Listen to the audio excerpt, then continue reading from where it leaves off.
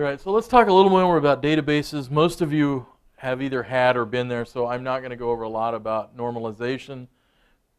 But if you don't look at normalization, normalization is that process that we break apart tables. So if you don't and it doesn't strike a chord, make sure you remember it. We generally have 3 different forms we use. On slide 31.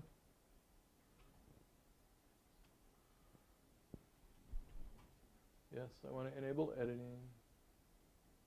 Yes, I want you to, there we go. So, first, second, and third normal forms. There are a couple questions on the test about those or the quiz. So, one thing that is fairly common, though, as you start implementing this kind of thing, which is different than what we'll teach you in 420, is in a lot of cases we go backwards from third normal or Boyce Codd, if you went to Boyce Codd or another alternative form, is we actually go backwards when we start implementing in some cases just because it actually is a faster implementation. So make sure you've seen how we do that. What I do want to talk about is a little bit about data types because it leads into the discussion board, and that is how do we store data and different data types.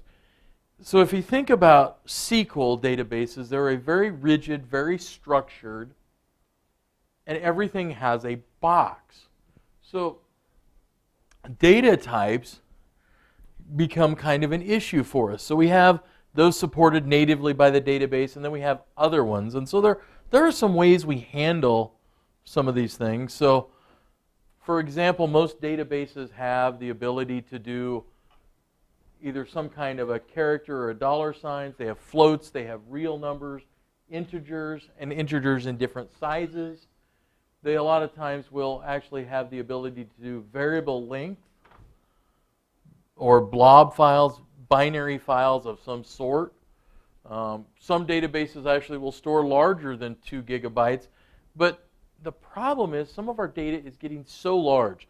Think about those videos you create for whatever reason, how quickly those get into the 20, 30, 40 gigabyte range fairly quickly, especially if we're doing high-def video or anything. And so we start to have some issues with some of this very large, irregular-sized data. So we look at databases, and as they get bigger, we start to look at that ability to distribute them in various locations. That also helps us with the ability to maintain that data in terms of, do I lose data if a data center gets hit by, for example, now we're worried about flooding. So if I'm in Council Bluffs and the river overflows and floods our data center, am I able to continue and maintain that data? So there's a lot of different models, so make sure you've read through those. Data replication, horizontal and vertical partitioning, where we break apart data based on its different needs. So horizontal, a lot of times we'll break entire rows or tuples and move them to different areas based on actually a query, based on a particular item. So in this case, they're showing breaking it apart based on items that are located in different geographical locations, and that makes a lot of times sense to do. So we may also break it apart vertically, and so we can really grab those tables and we can start to peel them apart in various different ways. So oftentimes you'll see that data stored multiple different locations. And that gives us some complexity in how we put it back together, but it also in some cases gives us that replication and that redundancy that we can do it. A couple of other things that we don't talk a lot about in 420, or at least we didn't, is that idea of logging. So in other words, everything we do on that system gets a log entry, and that way we can go back. And even if you think about it from a financial perspective, it gives us a way we can audit that system and say, oh yeah, James decided he was going to put $10,000 in his pocket and alter their financial database. So it's a way we can do that. It also allows us to roll back. If we have failures, we can see what happened and in what tables. And in general, then we can give it a way to recover and do it. Concurrency is that idea of how do I work with multiple transactions all at the same time.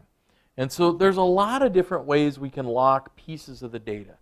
So the most crude way is we lock an entire table or the entire database. If we need to lock it for one person, that works really well. But the reality is most of the time we have shared needs.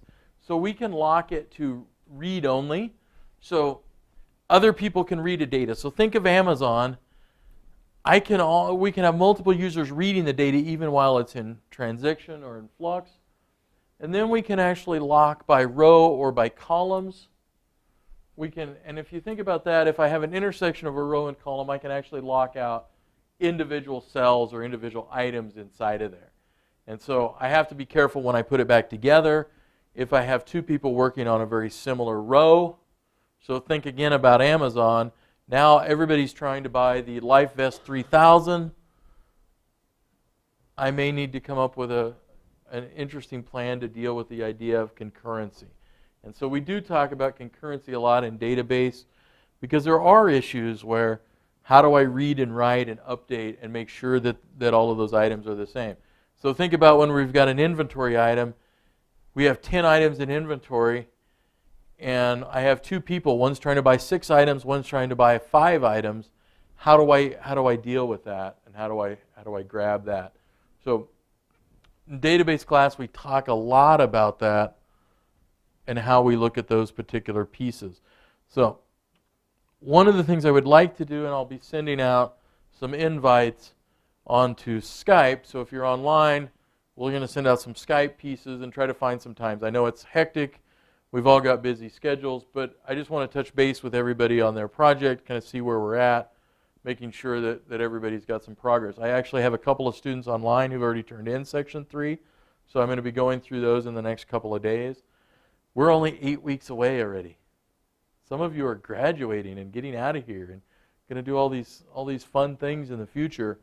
So time is flying by really, really quickly. So there is a discussion board this week. So I want to make sure everybody has looked at that. I'm going to go click to it right now. So the discussion board starts looking at a different type of database that has some advantages for some types of data, possibly some for others. So we're actually going to have an in-class discussion about that. So you probably will see fewer posts this week just because of that. We're going to do some of that piece in class. All right, just as a quick reminder, there will probably not be a video from Monday's class.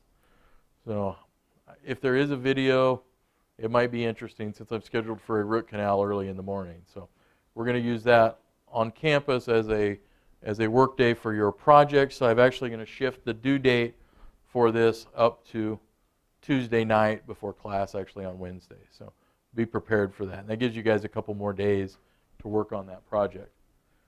All right, any questions you guys want to put on video? What's the meaning of life? How do we succeed? All right.